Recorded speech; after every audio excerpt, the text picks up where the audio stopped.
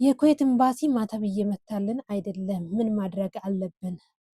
ሰላም ጤና ይስጥልኝ። ውድና የተከበራችሁ የብርሃን ቲዩብ ተከታታዮች እንደምን ቆያችሁ? ሁሉ ሰላም፣ ሁሉ ደህና፣ እግዚአብሔር ይመስገን። እኔ ጋር ሁሉ ሰላም፣ ሁሉ ደህና ነው።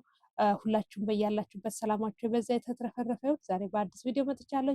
ቪዲዮ ዛሬ እንግዲህ አብዛኛዎቻችሁ የኩዌት ኤምባሲ ማተብ እየመታልን አይደለም ብላችሁ ጥያቄ ለምትጠይቁኝ መልስ ይሆናል ብዬ አስባለሁ። እንዲሁም ደግሞ ሜዲካላችን በስንት ወር ነው የሚቃጠለው ብላችሁ ለምትጠይቁኝ ለእናንተ መልስ ይሆናል ብዬ ነው ይህንን ቪዲዮ የምሰራላችሁ። አብዛኛዎቻችሁ ጥያቄ ስለሆነ ማለት ነው።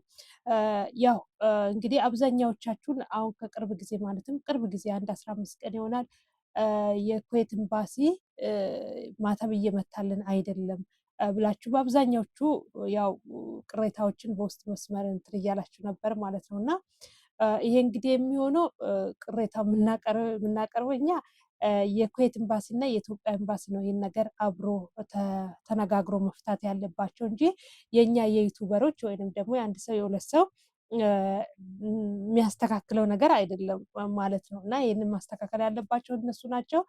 እንግዲህ አንዳንድ ሰዎች መረጃዎችን ከዛ እየሰጡን እንዳለ የሰራተኛ እጥረት ያው ሰዎች አሁን እንደምታውቁ ኩዌት በቪዚት ቪዛ ማውጣታልናለች በ18 እና በ20 ቪዛ ፈቅዳልናለች ለትውልደ ኢትዮጵያውያን ማለት ነው። እና ከዛ የተነሳ እንግዲህ በጣም ብዙ ሰዎች ወደዚህ ወደ ኩዌት ለመግባት ፍላጎት እንዳላቸው ፍላጎትም እያሳዩ እንደሆነ አብዛኛዎቻችን እናውቃለን ማለት ነው። ከኢትዮጵያ ብቻ አይደለም ከሌላም ሀገር ወደዚህ ሀገር ለመምጣት ኢትዮጵያውያን በጣም ጉጉት አላቸው ማለት ነው። ከዛ የተነሳ እንግዲህ ምንድን ነው መጀመሪያ ያው አልተዘጋጁም ይመስለኛል። የኩዌት ኤምባሲ እንግዲህ ኤምባሲዎች መጀመሪያ ዝግጅት ማለትም ዝግጅታቸው ሳያጠናቀቁ ነው ይሄንን ወደ ስራ የገቡት እና ከዛ የተነሳ እንግዲህ የሰራተኛ እጥረት እንዳለባቸው አብዛኛውን ስናገሩ ሰምቻለሁኝ ማለት ነው። እና ስለዚህ ይህን ነገር እንግዲህ በቅርብ ጊዜ ደግሞ ችግሩ ተቀርፎ እናንተም እህቶቻችን ወንድሞቻችን ፕሮሰሳችሁን ጨርሳችሁ ወደዚያ እንደምትገቡ ባለሙሉ ተስፋ ነው። ሌላው እንግዲህ አብዛኛዎቹ ከዚህ ጋር የተያያዘ ምንድን ነው ብሬ እስከ መቼ ድረስ ነው የሚያገለግለን ሜዲካላችን ብላችሁ ለምትጠይቁ ለእናንተ መልስ ነው ይሄ። እኔ በነበርኩበት ሰዓት አሁን ላይ አይዶን አላውቅም። እኔ በነበርኩበት ሰዓት ላይ አንድ ሜዲካል ከሰጠንበት እስከ 3 ወር ድረስ ያገለግላል። እንግዲህ ሰዎች እየተጨነቁ ስለ ሜዲካል የሚጠይቁት ለምንድን ነው? ፕሮሰሳቸውን ጀምረው ሁሉንም ነገር ጨርሰው ወደ ኤምባሲ ሲሄዱ ኤምባሲ ማተብ ካልመታላ የለፍ ማተብ ስላልተመታላቸው ከመዘግየታቸው እየተነሳ ነው እንግዲህ ይህንን እያሉ ያሉት ማለት ነው። እኔ እንኳን የማውቃቸው ሁሉንም ነገር ማዳማቸው ጨርሳላቸው ወደዚህ ሀገር ለመግባት እንግዲህ ፕሮሰሳቸውን ኤምባሲ ላይ የቆየባቸው ልጆች እኔ ራሴ ያውቃለሁ ማለት ነው። ስለዚህ 3 ወር ያገለግላቸዋል ማለት ነው። 3 ወር ያለምንም ስጋት እስከ 3 ወር ድረስ እንግዲህ ኤክስፓየርድ ሳያደርግ ወይም ደግሞ ሌላ ተጨማሪ ሜዲካል ሳሰጣችሁ ወደዚህ ሀገር ሊያስገባችሁ ይችላል ማለት ነው። ከ3 ወር በላይ ከሆነ ግን ያው ግዴታ ነው ሄዳችሁ መመርመራችሁ አይቀርም። ከ3 ወር በላይ ማለት ነው። ከ3 ወር በላይ ከሆነ ስለዚህ እንግዲህ ያው ይህን ነገር ተነጋግሮ መንግስትም ሆነ እንዲሁም ደግሞ የኢትዮጵያ ኤምባሲ ከኩዌት ኤምባሲ ጋር በመነጋገር መፍትሄ ይመጣል ብለን በቅርብ ጊዜ እናስባለን። ይሄ ነው ያለው ጉዳይ ማለት ነው። ሌላኛው ደግሞ አብዛኛዎቻችሁ በተለያየ ስራ መግባት እንችላለን ነው ብላችሁ የምትጠይቁኝ ከዚህ በፊት ቪዲዮ ሰርቼላችሁ ነበረ።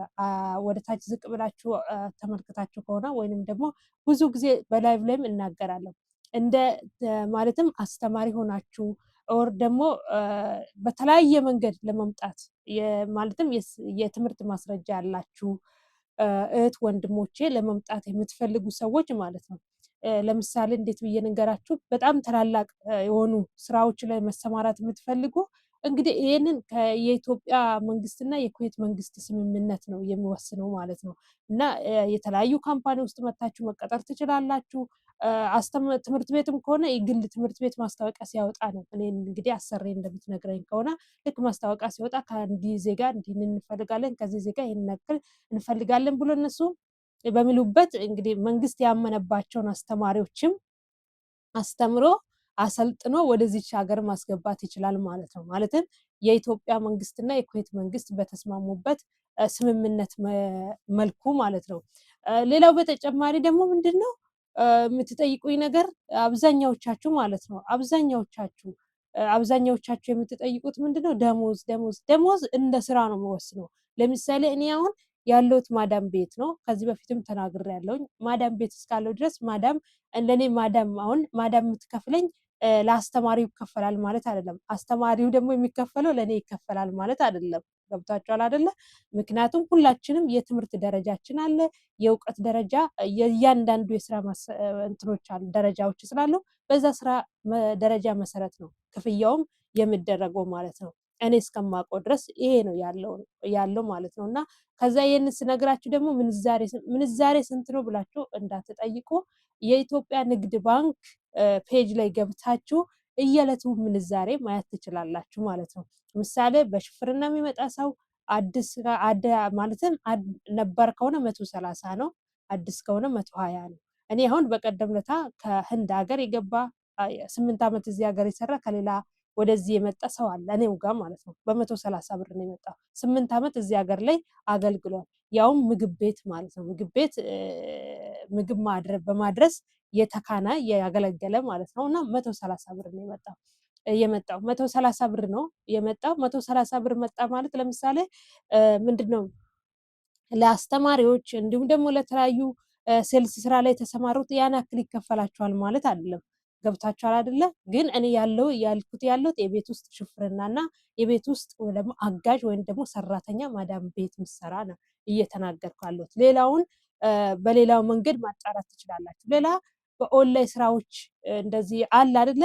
ጎግል ላይ ገብታችሁ አንዳንድ ካምፓኒዎች የተለያዩ ካምፓኒዎች ማለት ነው። አንዳንድ የተለያዩ ካምፓኒ በኩዌት ውስጥ የሚገኙ ጎግል ላይ ነው ብዙ ጊዜ የስራ እንትናቸው ማስታወቂያቸውን የሚለጥፉት።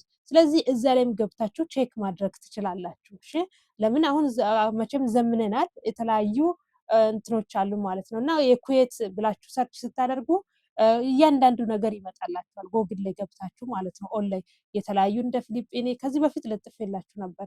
ፊሊጲኔዎች፣ ህንዶች፣ ስሪላንካ የተለያዩ የስራ ማለትም የትምህርት ማስረጃ ያላቸው ምሁራኖች በዛ መንገድ ነው የሚመጡት። እንዲሁም ደግሞ ካምፓኒ ውስጥ መቀጠር ሲፈልጉ የሚመጡት በዛ መንገድ ነው። ሁሉንም ነገር የሚጠይቋችሁን ዶክመንታችሁን በዛ በኦንላይን በኢሜል በምታደርጉት ኦር ደግሞ በተለያየ መንገድ ሊሆን ይችላል የምትገናኙት። ለዛ ሰው ለድርጅቱ ታስገባላችሁ ሲቪያችሁን። በዛ ድርጅቱ እንግዲህ የሚያቀርቡላችሁን ፈተና ተፈትናችሁ ጨርሳችሁ ወደዚህ ሀገር መግባት ትችላላችሁ ማለት ነው።